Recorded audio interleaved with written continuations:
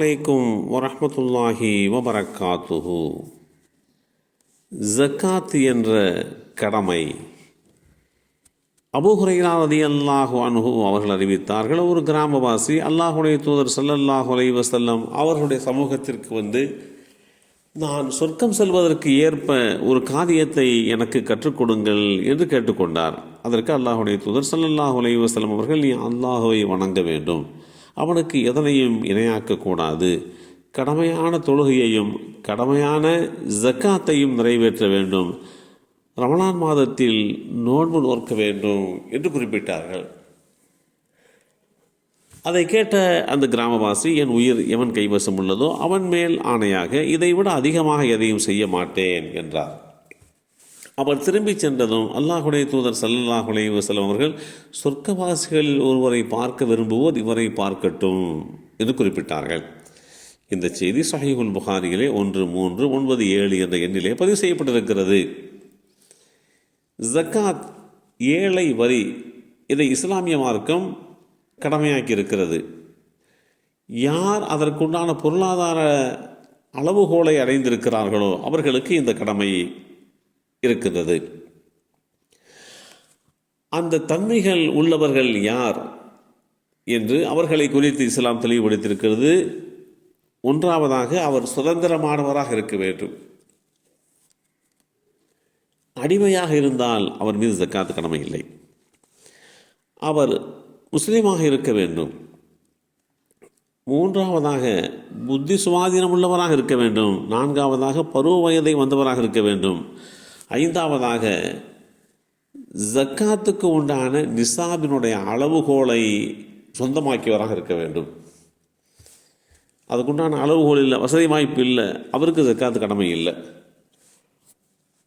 அல்லாமா ஷாஃபிஈ ரஹ்மத்துல்லாஹி அலைஹி அவர்கள் குறிப்பிடுகின்ற போது, புத்தி சுவாதீனம் இல்லாத ஆட்கள், வயது வராத சிறுவர்கள், இவங்க மீதும் ஜக்காத்து கடமை. அதை யார் நிறைவேற்றுவார் என்று சொன்னால், அவர்களை பராமரிக்கக்கூடிய பராமரிப்பாளர்கள், பொறுப்பாளர்கள் நிறைவேற்ற வேண்டும் என்று குறிப்பிட்ட அந்த செய்தி ஃபத்துல் முயின் அதனுடைய அந்த விரிவாக்கத்திலே தெளிவுபடுத்தப்பட்டிருக்கிறது. ஒரு மனிதருக்கு ஜக்காத்து கடமையாவதற்கு உண்டான பொருளினுடைய அளவிற்கு நிசாப் என்று அரபியிலே சொல்லப்படும். ஒவ்வொரு பொருளுக்கும் தனித்தனி அளவுகோல் இருக்கிறது. பொருள் நிசாபுடைய அளவை எட்டியிருக்க வேண்டும். ஒருத்தட்ட பொருளாதாரம் இருக்குது, அவர் ஜக்காத்து கொடுக்கணும், அதுக்குண்டான நிபந்தனை என்ன? அவருக்கு இடத்தில் இருக்கக்கூடிய பொருள் வந்து ஜக்காத்து கொடுப்பதற்குண்டான நிசாபை, அளவுகோலை எட்டியிருக்க வேண்டும். அந்த பொருள் தனக்குரியதாக இருக்க வேண்டும். இன்னொருத்தருடைய பொருளை இவர் ஜக்காத்து கொடுக்கக்கூடாது. தனது தேவைகள் போக அளவுகோல் நிசாப் அதிகப்படியானதாக இருக்க வேண்டும். தனக்கு தேவைக்கே இல்லை அப்படிங்கிறப்ப அவருக்கு ஜக்காத்து கொடுக்கணும் தேவையில்லை, அவசியம் இல்லை. நாலாவதாக, யார் ஜக்காத்தை நிறைவேற்றுகிறாரோ அவருக்கு கடன் இருக்கக்கூடாது. பெருங்கொண்ட கடனோ சிறுங்கொண்ட கடனோ வைத்துக்கொண்டு அந்த கடனை அடைப்பதில் தான் அவர் கவனம் செலுத்த வேண்டுமே தவிர, தான் வாங்கிய கடனை அடைக்காமல் தனக்கு உண்டான பொருளாதாரத்தினுடைய அளவுகோல் வந்தபோது ஜக்காத் என்கின்ற இந்த கடமையை மாத்திரம் நிறைவேற்றுவது பொருத்தமல்ல. எனவே யார் ஜக்காத்தை நிறைவேற்றுகிறாரோ அவருக்கு உண்டான நிபந்தனைகளிலே ஒன்று, அவர் கடனாளியாக இல்லாமல் இருக்க வேண்டும்.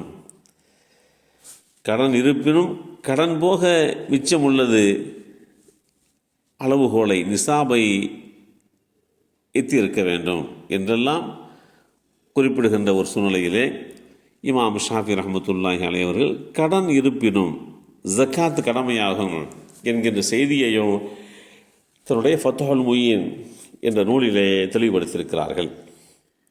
எந்தெந்த பொருட்கள் மீது ஜக்காத்து கடமையாகும்? ஆடு, மாடு, ஒட்டகம் போன்ற கால்நடைகள், உணவு தானியங்கள், தங்கம், வெள்ளி, பணம், எப்பொருளாக இருப்பினும் அவற்றை வியாபாரத்தில் ஈடுபடுத்தினால் அதற்கும் ஜக்காத்து கடமையாகும்.